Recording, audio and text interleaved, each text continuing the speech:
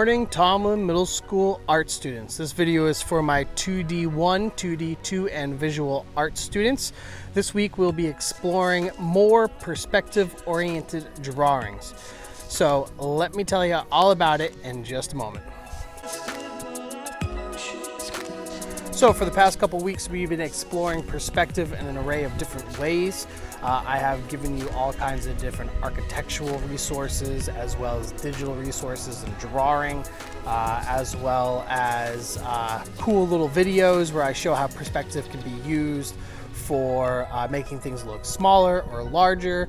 I have also used my drone and flew that above my neighborhood so that I could show you how perspective changes within height and in distance, as well as how close or far away subjects are from the front part of the frame, or the foreground of the frame.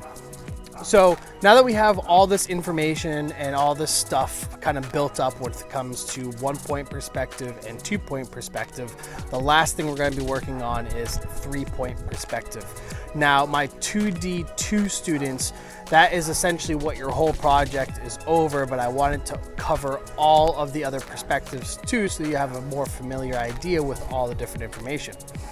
My visual art students, you are working on perspective each layer as it comes. We're doing kind of like small projects with each format of perspective. So you've done a 1-point perspective, you've done a 2-point perspective, and this week we're going to be working on a 3-point perspective drawing. Now my 2D1 students, you're working on landscape drawings, and although you can actually technically work on your landscape drawing as soon as you watch this video, 3-point perspective can definitely be utilized in a landscape drawing. So I would just, check out the video, see if 3-point perspective would really work in your drawing. If not, you can use 1-point or 2-point perspective. It's entirely up to you. So I'm gonna jump on my computer a little bit and we're gonna work on some more images on how to compile what a 3-point perspective drawing is and give you a short assignment for the week. Now, I also want to say that if you haven't been watching my videos, then you're probably a little bit lost, because all of the videos that I create specifically outline all of the work that you guys should be doing for your assignments. So if this is your first video that you started watching, please go through all the other videos. There's probably like, I don't know, 10 now videos that you guys can look at. And so let me just give you a quick recap of what all of those videos kind of encapsulate or fill in, okay?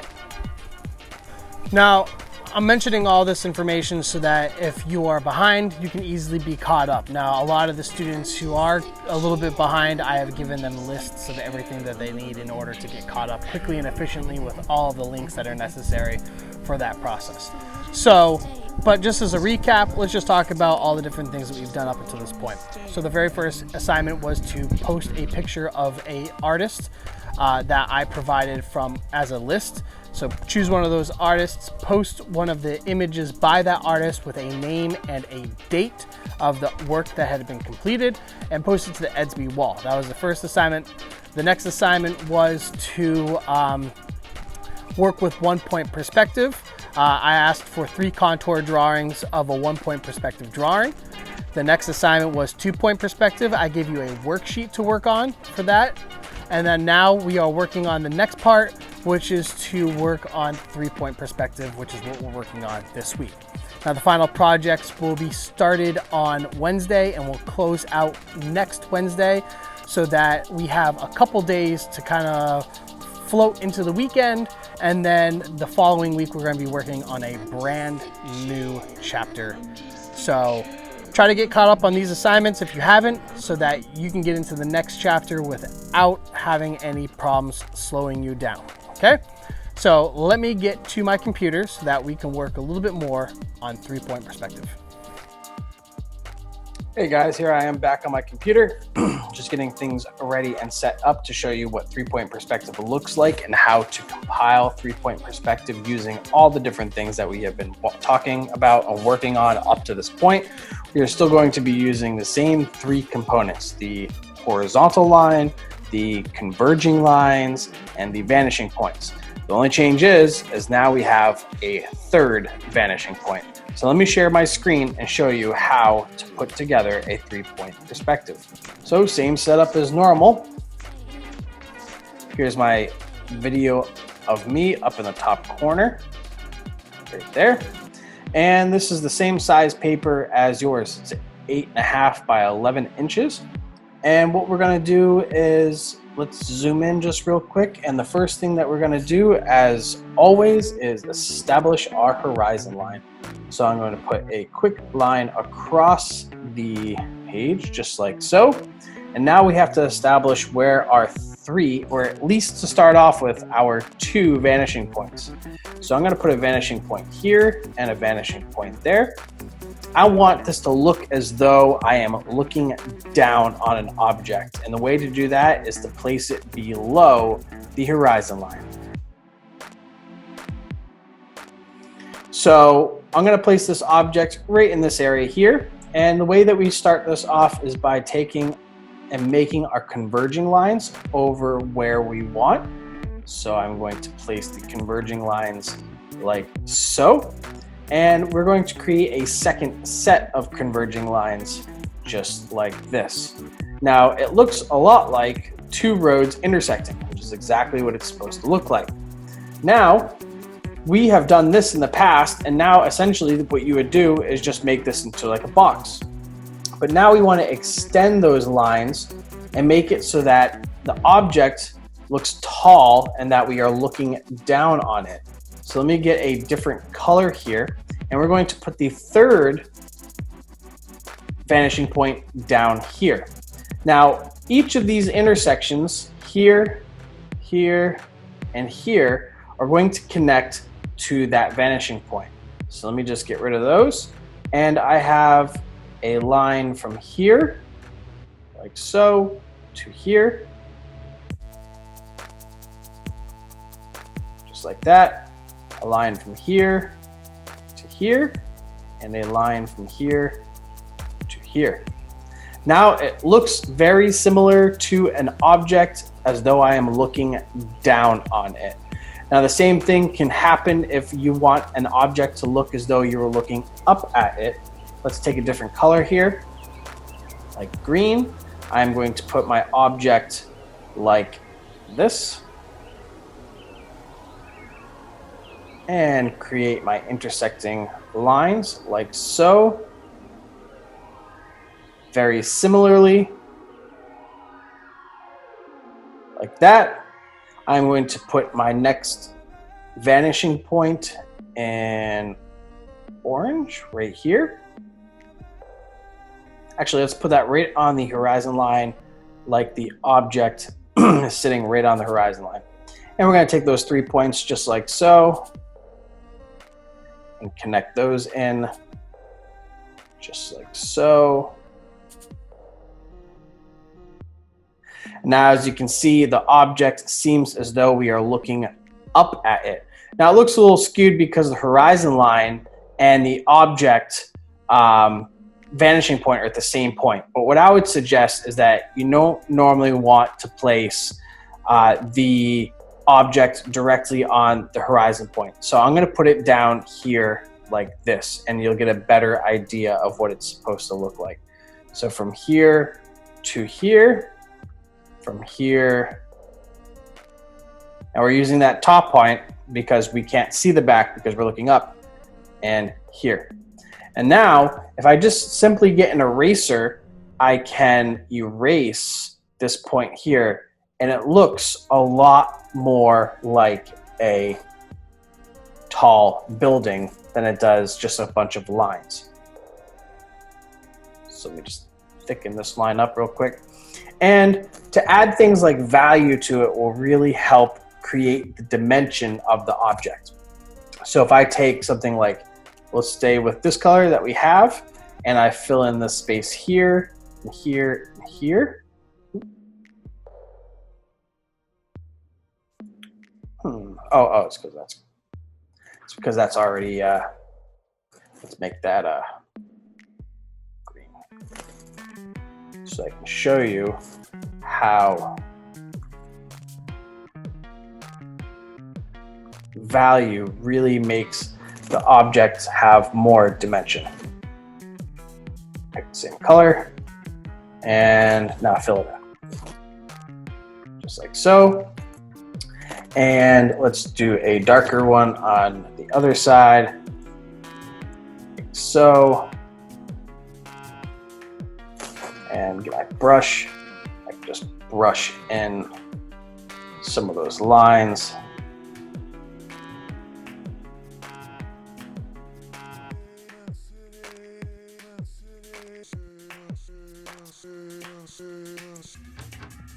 Just like that. Choose the same color over here. Brush in these lines, just like so.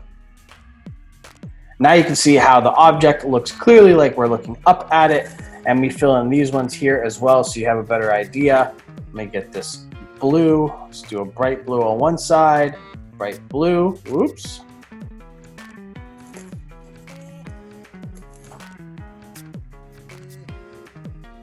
Fill it in with a brush.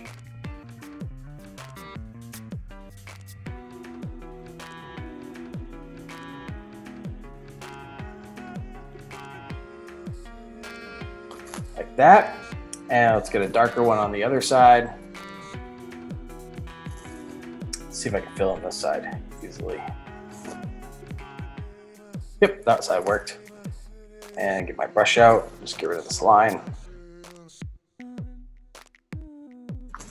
And let's make the top a little bit lighter because the sun beats down on the top of buildings, right? So it makes it look like they're a little bit more shiny on the top. Ta-da!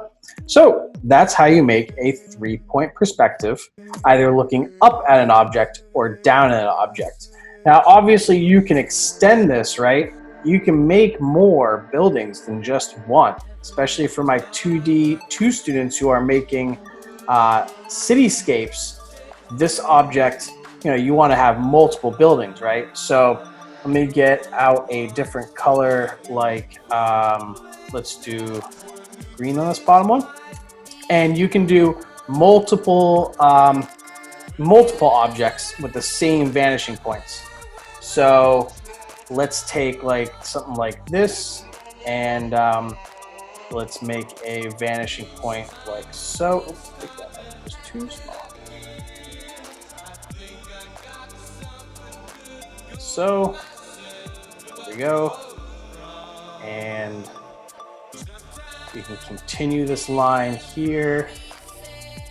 So, and we can do from here to like here. Now these are they're all just made up lines. I'm just kind of making them up as I go because you don't need to have any real precision when building these things. As long as the lines all intersect and make sense, then everything will get put together just the way it should.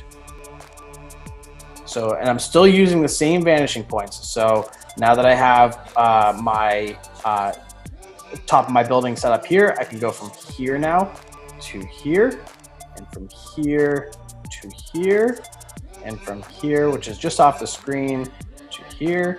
And now I have another building that I'm looking down on at a slightly different angle. It looks a little bit weird, but once you put the values in there, like this, let's just do one side black. So, I have to fill that in with a brush, I guess.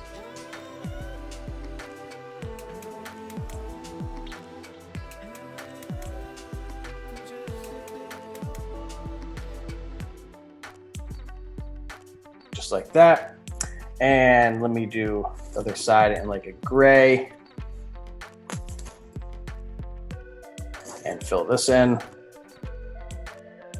So, and let's do the top in white, just like before.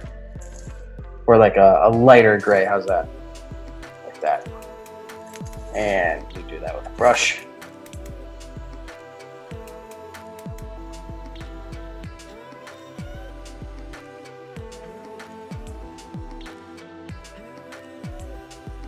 Just like so. So you can see that the buildings look a little offset because, you're using the same vanishing point, and the buildings are still in 3-point perspective. You can see two sides. You can see the top as well because we're looking down on it. And the same thing for this one here. You're looking at two sides and the top on it. And it looks as though you're looking down on them. Now, don't forget, even though the horizon line's there, you can do things like this, for example, where you simply just cut the building short, like so, and that gives you an opportunity to put like roads down there and stuff like that. And you can use other buildings to chop up the buildings below so that you have more buildings being stacked on top of other buildings. I'm going to post a couple of other examples on here, a bunch of different images on how 3-point perspective essentially works. And but this is the setup. This is what you do. So you need essentially these 3 components as we've been working on before. The same 3 components. You need the vanishing points. 1, 2, and then I had the one down below. Let me actually erase that. There we go. So we had 1 here, 2 here, 3 there. And we also have our horizon line, and then we build off of that all of our converging lines. And that is how 3-point perspective is made. Using all the same components as we did before, but now we're using them a little bit more in depth, and that allows us to create 3 dimensions or a 3-point perspective on one piece of paper. So your assignment this week for my visual arts students, as well as my 2D 1 and 2D 2 students, is essentially to make a single object similar to the one that I've made here on a piece of paper. There is no worksheet for it. I haven't built one. However, I feel like really the only thing that I have on the worksheet are the same things I've been talking about, which is the horizon line, the vanishing points, and the converging lines, essentially. And it would just be a line. It would just say, make an object, So a lot of you guys don't have printers or anything like that. So what I'm just asking for you to do is to do a very similar thing that I'm doing here. You can use other shapes if you'd like, or you can simply just make a couple of different 3-point perspective objects like this. I don't want to take too much time on a small assignment like this because your final project is going to be due this week. Well, rather next week, but it's being assigned this week. And I want you guys to spend as much time as you need to on those projects, as opposed to working on these smaller assignments, because the overall project is really what we've been working up to all the way until this point. So let me just get out of my share screen real quick. And I want to say you guys are doing a great job. Thank you for watching my videos. If you haven't watched my videos, please do so. Oh, and by the way, the picture that's behind me here, this picture is from the top of the Eiffel Tower looking down on Paris, which gives you a great 3-point perspective on all of these buildings. So you can see them right back here in the top. You can see how you have converging lines from here all the way back. And then you also have the vanishing points from that corner there, and then as it continues down, as well as from this corner here all the way up, and all the buildings line right up at that same one, and this one all the way off to that direction as well. So each of these buildings also represent a 3-point perspective drawing. They can easily be done. So feel free to use the internet for other resources, but I'm going to provide a few resources for you guys too as well. Okay? So thank you for watching my videos. Have an enjoyable couple days, and I will see you again on Thursday with another video on your projects. Stay cool.